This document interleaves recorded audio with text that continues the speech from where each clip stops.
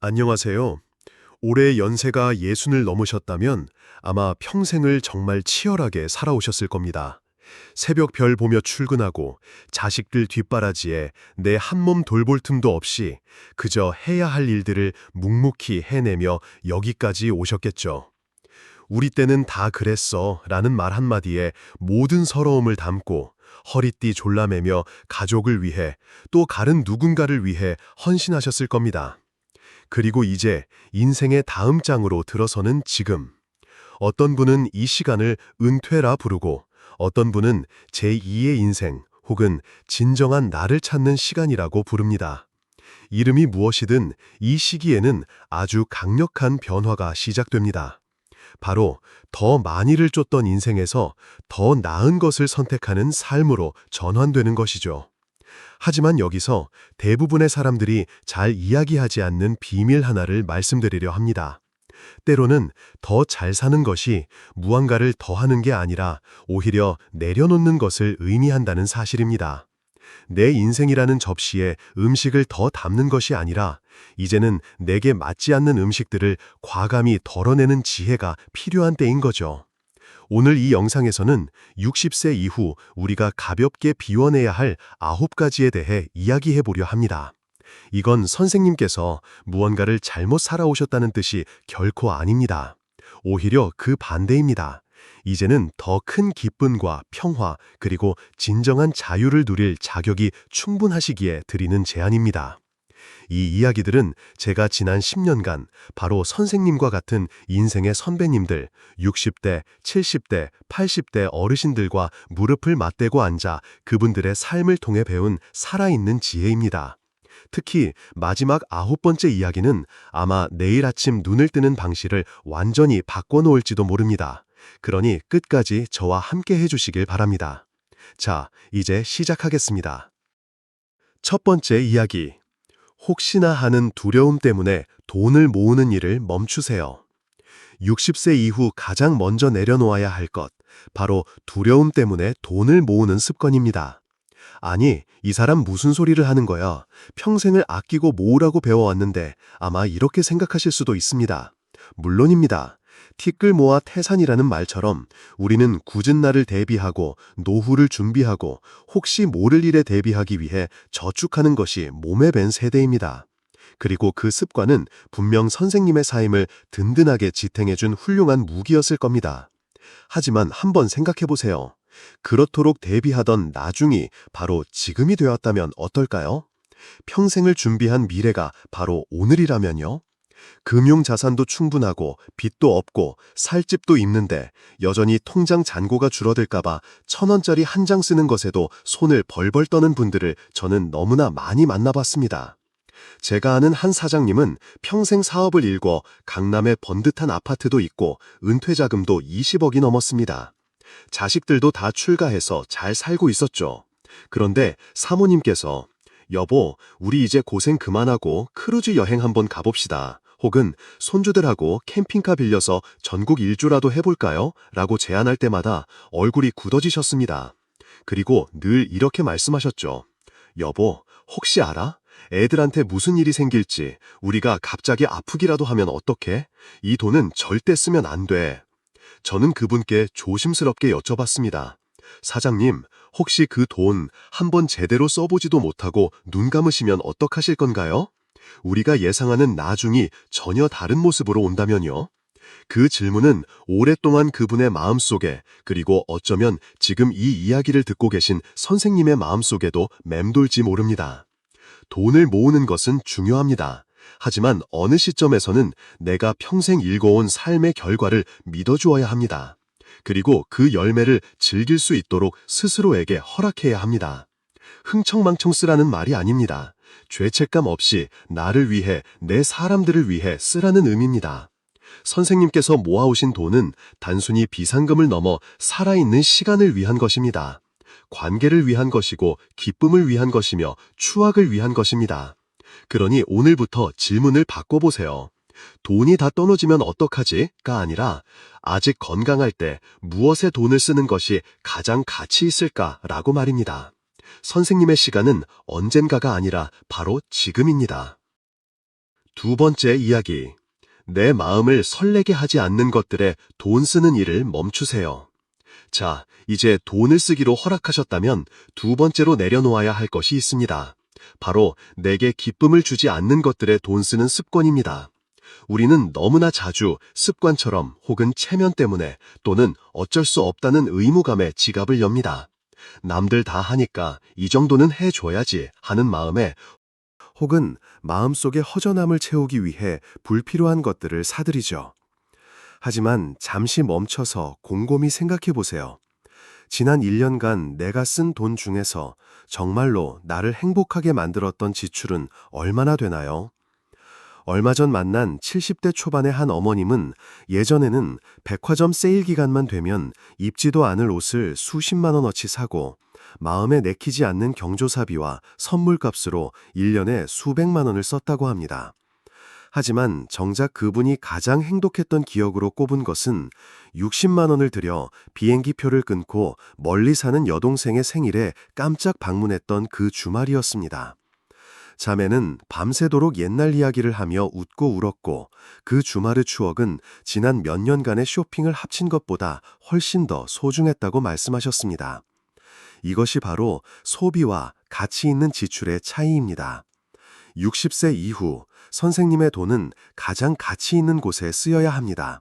그것이 평생의 꿈이었던 유럽 여행일 수도 있고 손주들의 교육 자금에 보태주는 것일 수도 있습니다. 혹은 오랜 친구들과 매주 갖는 저녁 식사나 허리를 편안하게 해주는 최고급 안마의자일 수도 있죠. 무엇이든 좋습니다. 거기에 돈을 쓰세요. 그리고 무겁고 의미 없고 등 떠밀려 하는 지출은 이제 과감히 내려놓으세요. 선생님께서 어떻게 돈을 쓰며 즐기는지에 대해 누구에게도 설명하거나 허락받을 필요가 없습니다. 그리고 기억하세요. 기쁨이 항상 비싼 가격표를 달고 오는 것은 아닙니다. 때로는 가장 풍요로운 순간은 가장 단순한 곳에 있습니다. 사랑하는 사람과 툇마루에 앉아 석양을 보는 것, 스마트폰 대신 손편지를 써서 마음을 전하는 것, 아무런 목적 없이 조용한 숲길을 걷는 것. 그러니 이제부터 무언가를 사기 전에 스스로에게 물어보세요. 이것이 내가 원하는 삶을 사는데 도움이 되는가 아니면 그저 소음일 뿐인가? 의미를 위해 돈을 쓰십시오. 목표는 더 많이 갖거나 더 적게 갖는 것이 아니라 의미를 갖는 것입니다. 세 번째 이야기. 의미 없는 일에 시간을 발아 돈과 맞바꾸는 일을 멈추세요. 60세 이후 내려놓아야 할 세 번째. 바로 더 이상 의미를 주지 않는 일에 내 소중한 시간을 파는 행위입니다. 우리 인생의 대부분은 시간과 돈이 뗄 수 없는 관계였습니다.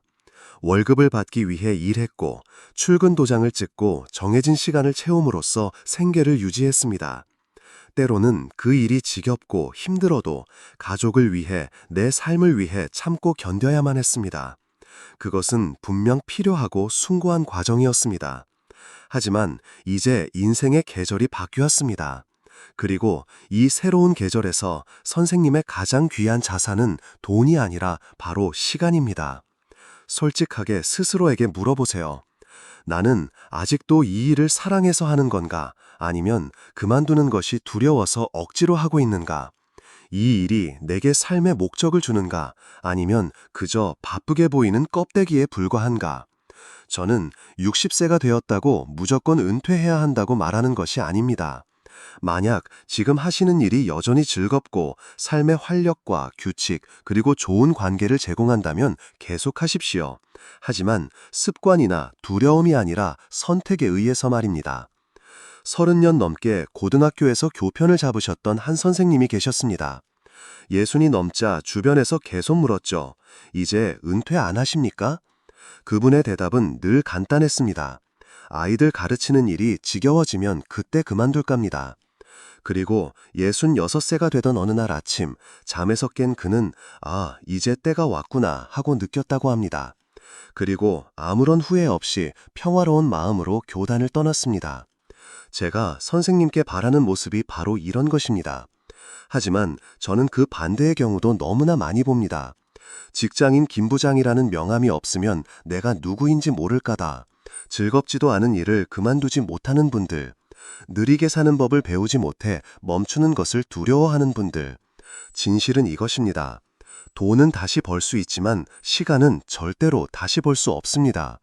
그러니 지금 하는 일이 여전히 만족스럽다면 자부심을 갖고 계속 나아가십시오. 하지만 그 일이 선생님의 에너지를 갉아먹고 진정으로 원하는 삶을 가로막고 있다면 네 번째 이야기. 언젠가 하겠다며 경험을 미루는 일을 멈추세요. 60세 이후 내려놓아야 할 네 번째, 바로 언젠가 하겠다며 꿈꿔왔던 경험들을 미루는 습관입니다. 언젠가는 꼭 저기 여행 가봐야지. 내년에는 꼭 악기 하나 배워야지. 상황 좀 정리되면 그때 시작해야지. 이런 말 얼마나 많이 해보셨나요? 하지만 가슴 아픈 진실은 언젠가는 달력에 없는 날이라는 것입니다. 그리고 많은 사람들에게는 그 언젠가는 영원히 오지 않습니다.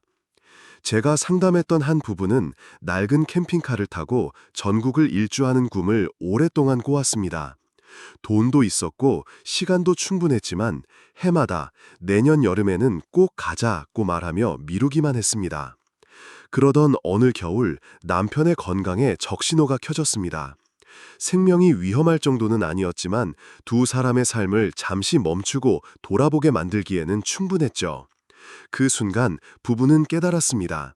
자신들이 영원히 오지 않을 완벽한 허락을 기다리고 있었다는 것을요.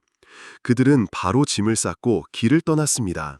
그리고 6개월 후 제게 이렇게 말했습니다. 매일이 완벽하진 않았지만 마침내 우리가 이걸 해냈다는 사실 자체가 우리 인생 최고의 결정이었습니다. 이것이 바로 지금 행동하는 힘입니다. 그래서 선생님께 묻고 싶습니다. 오랫동안 미뤄왔던 것이 있나요? 가고 싶었던 여행, 배우고 싶었던 취미, 만나고 싶었던 오랜 친구, 쓰고 싶었지만 계속 미뤄둔 편지. 왜 지금이면 안 되나요?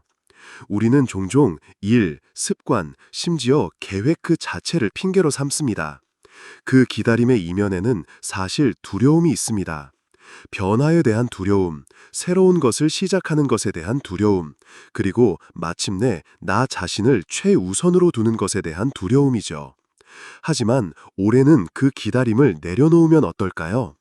5년 뒤가 아니라 모든 조건이 완벽해질 때가 아니라 바로 지금 시작할 수 있도록 스스로에게 허락해 주는 겁니다. 선생님은 너무 늙지 않았습니다. 너무 늦지도 않았습니다. 나이와 상관없이 마법 같은 추억을 만들 자격이 충분합니다. 세상은 여전히 경이로움으로 가득 차 있습니다. 우리가 그저 예스라고 말하기만 하면 됩니다. 다섯 번째 이야기. 나중에 하며 건강을 방치하는 일을 멈추세요. 60세 이후 내려놓아야 할 다섯 번째, 바로 내 건강을 소홀히 여기는 습관입니다. 이건 정말 애정을 담아 하지만 단호하게 말씀드리고 싶습니다. 많은 분들이 은퇴 후의 삶을 남은 시간으로 계산합니다. 앞으로 15년 남았나, 25년 남았나. 하지만 더 중요한 질문은 이것입니다. 나에게 건강하게 살 수 있는 시간은 얼마나 남았는가? 진정한 의미의 건강 없이는 은행에 돈이 아무리 많아도 멋진 여행을 아무리 많이 계획했어도 소용없습니다. 그것을 누릴 에너지와 활력이 없다면 모든 것이 빛을 잃기 시작합니다. 제가 한번 짓궂은 질문을 드려볼까요? 20억 원을 갖고 매일 아프고 피곤하게 사시겠습니까? 아니면 1억 원만 갖고 활기차고 힘차고 생명력 넘치게 사시겠습니까? 아마 대부분의 분들이 후자를 택할 겁니다. 하지만 이상하게도 우리의 삶의 방식은 마치 전자를 쫓는 것처럼 보일 때가 많습니다. 좋은 소식은 건강을 되찾기 위해 삶 전체를 뒤엎을 필요는 없다는 것입니다. 하루아침에 마라톤 선수가 되거나 엄격한 채식주의자가 될 필요는 없습니다. 작게 시작하세요. 오늘부터 딱 10분만 더 걷는 것, 콜라 대신 물을 마시는 것, 아침에 일어나 간단한 스트레칭을 하는 것, 심지어 전문가의 지도 아래 가벼운 근력 운동을 하는 것은 선생님의 균형 감각, 에너지, 그리고 독립적인 삶을 유지하는 데 기적과도 같은 효과를 가져다 줄 수 있습니다. 이것은 단순히 살을 빼거나 연름을 쫓는 것이 아닙니다. 이건 자유를 지키는 일입니다. 손주들과 함께 뛰어놀고 통증 없이 여행하고 피로가 아닌 활력으로 아침을 맞이하기 위한 것입니다. 내 몸은 내가 원하는 삶을 실현시켜줄 유일한 운송수단입니다. 정기적인 관리와 사랑이 필요합니다. 그러니 미뤄왔던 건강검진을 예약하세요. 오늘 당장 집 앞 공원 한 바퀴를 걸어보세요. 이번 주에 딱 한 끼라도 건강한 식사를 준비해보세요. 건강은 완벽함이 아니라 꾸준함의 문제입니다. 그리고 시작하기에 가장 좋은 때는 바로 지금입니다. 6번째 이야기. 남들이 어떻게 생각할까 걱정하는 일을 멈추세요. 60세 이후 내려놓아야 할 6번째. 바로 다른 사람의 시선을 걱정하는 습관입니다. 솔직히 말해볼까요? 우리는 평생을 타인의 기대에 부응하며 살아왔습니다. 좋은 부모, 충성스러운 직원, 믿음직한 친구가 되기 위해 애썼습니다. 사회가 정해놓은 규칙을 따르고 기대되는 역할을 수행했죠. 하지만 어느 시점에서는 스스로에게 물어야 합니다. 나는 지금 누구를 위해 살고 있는가? 제가 만났던 60대 중반의 한 여성분은 평생 미술을 사랑했지만 그림 수업을 듣는 것을 망설였습니다. 그녀는 제게 말했죠. 내가 그림을 잘 못 그리면 어떡하죠? 이 나이에 무슨 주책이냐고 사람들이 비웃으면요. 제가 뭐라고 답했을까요? 비웃으면 좀 어때서요? 그녀는 용기를 내어 수업을 등록했고 그 결정이 그녀의 삶을 완전히 바꿔놓았습니다. 유명한 화가가 되어서가 아닙니다.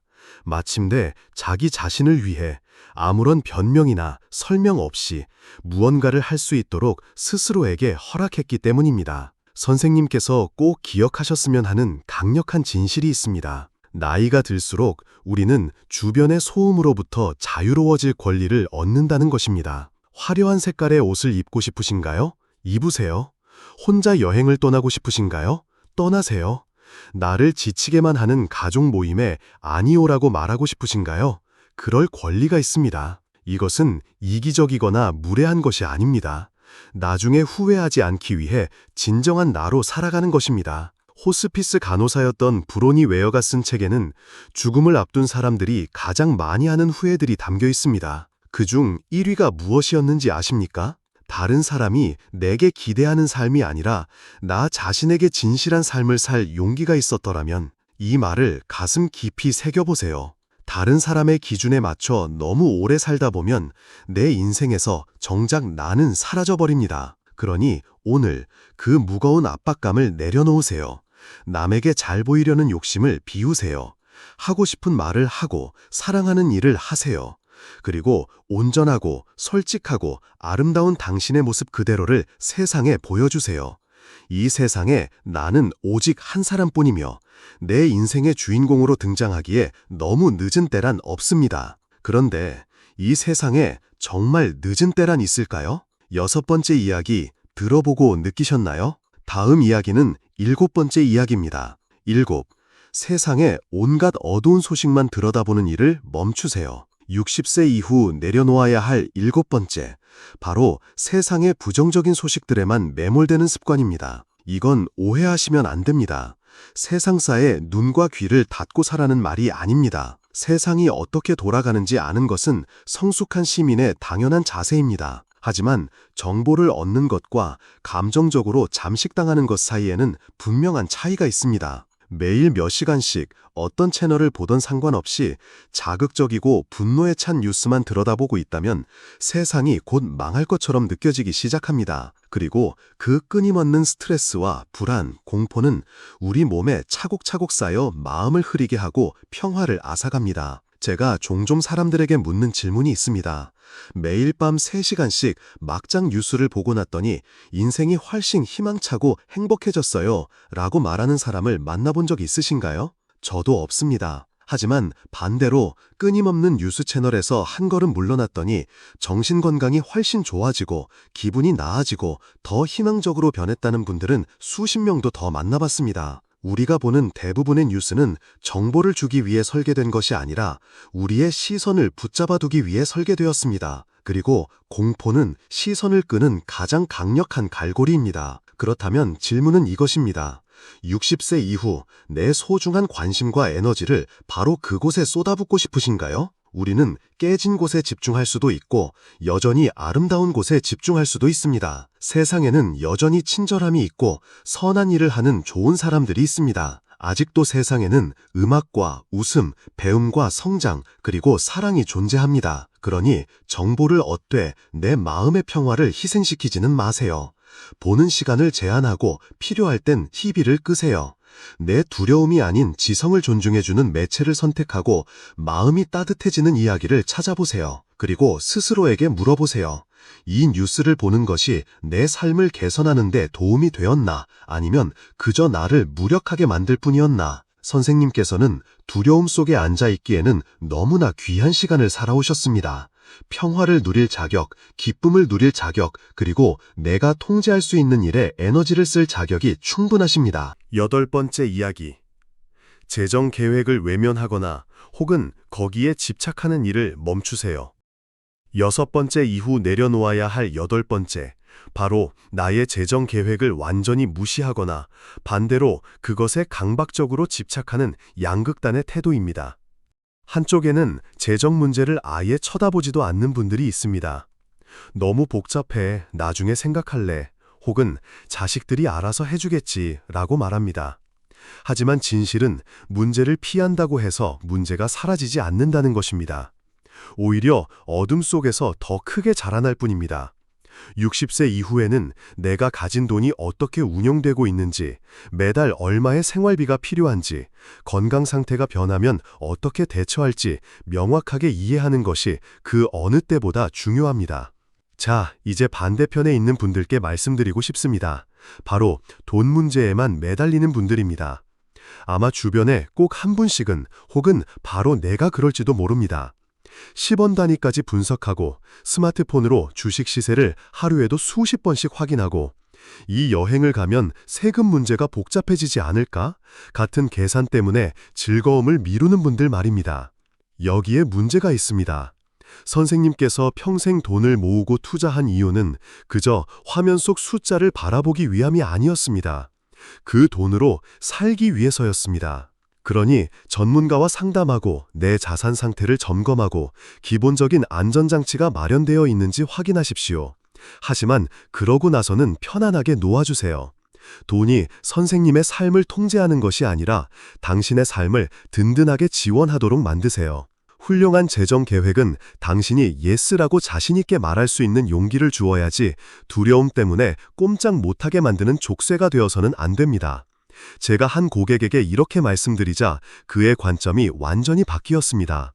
최고의 은퇴 계획의 증거는 높은 계좌 잔고가 아니라 잘 살아낸 삶 그 자체입니다. 두려워서 재정 문제를 외면하지도 불안해서 거기에 집착하지도 마십시오. 대신 돈을 내가 원하는 삶을 만들어가는 멋진 도구로 사용하기 시작하세요. 9번째, 그리고 마지막 이야기. 영원히 살 것처럼 행동하는 일을 멈추세요. 6번째 이후 내려놓아야 할 9번째, 그리고 마지막 이야기입니다. 바로 내가 영원히 살 것처럼 행동하는 것을 멈추는 것입니다.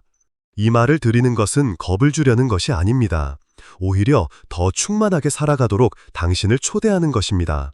우리가 60을 넘길 즈음이면 대부분 한 번쯤은 상실의 아픔을 겪게 됩니다. 부모님이나 형제 혹은 아주 가까웠던 친구를 먼저 떠나보낸 경험이 있을 겁니다. 그리고 그 조용하고 신성한 슬픔의 순간에 우리는 평소에 잊고 살았던 한 가지 진실을 떠올리게 됩니다. 인생은 유한하다는 것. 우리는 모두 이 사실을 머리로는 알고 있습니다. 하지만 여전히 일을 미루고 완벽한 순간을 기다리고 언젠가는 하겠지라며 스스로를 설득합니다. 하지만 진실은 우리에게 얼마나 많은 시간이 남았는지 아무도 모른다는 것입니다. 그리고 바로 그 사실이 오늘이라는 시간을 믿을 수 없을 만큼 소중하게 만듭니다. 제가 가끔 고객들에게 던지는 단순하지만 강력한 질문이 있습니다. 만약 올해가 당신의 마지막 해라는 것을 확실히 안다면 무엇을 다르게 하시겠습니까? 누구에게 전화를 걸 건가요? 무슨 말을 할 건가요? 무엇을 더 이상 참지 않을 건가요? 그리고 마침내 무엇을 시작할 건가요? 대부분의 사람들은 이 질문에 아주 빠르게 대답합니다. 하지만 그러고는 다시 예전과 똑같은 방식으로 살아가죠. 그래서 다시 묻습니다.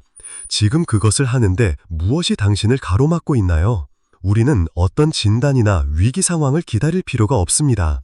바로 오늘 인생이 얼마나 더덥고 아름다운지를 온전히 깨달으며 잠에서 깰 수 있습니다. 누군가를 용서할 수 있습니다. 일기를 쓰기 시작할 수 있습니다. 여행을 예약하고 수업을 듣고 정원을 가꾸고 그 순간이 지나가기 전에 사랑한다고 말할 수 있습니다. 물론 하루 만에 모든 것을 할 수는 없습니다. 하지만 시작할 수는 있습니다.